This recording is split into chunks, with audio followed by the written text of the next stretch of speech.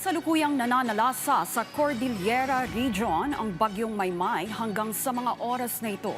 Patuloy pa rin itong nagdadala ng maulang panahon sa ilang bahagi ng bansa.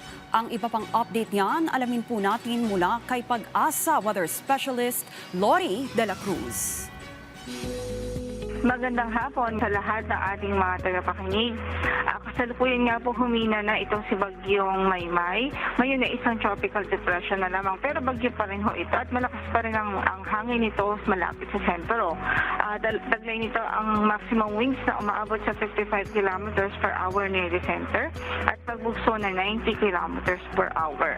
Kaugnay dyan, signal number 1 pa rin na nakataas sa southern portion ng Babuyan Islands, sa Ilocos Norte, Ilocos Sur, La Union, northwestern portion ng Pangasinan, sa Apayao, Abra, Kalinga, Mountain Province, Ifugao, Benguet, Mainland, Cagayan, Isabela, Quirino, Nueva Vizcaya, and the northern and central portions ng Aurora. Sa mga nabanggit nating lugar, patuloy pa rin po nating pinag-iingat ang ating mga kababayan doon dahil nananalasa pa rin doon ang bagyo. At posible pa rin ito magdulot ng malawakang pag-ulan sa malaking bahagi ng northern at central Luzon ngayong araw.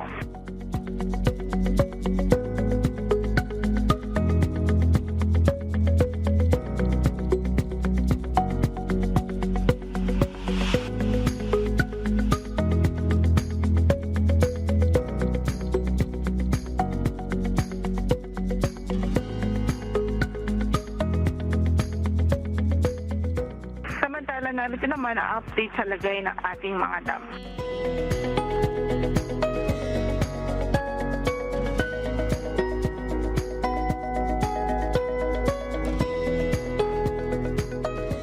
Yan ang latest mula sa Pag-asa. Ito po si Lori De La Cruz. Okay, maraming salamat Pag-asa Weather Specialist Lori De La Cruz. At yan ang update sa mga oras na ito muli sa pabago-bagong panahon maging listo dahil ligtas ang may info.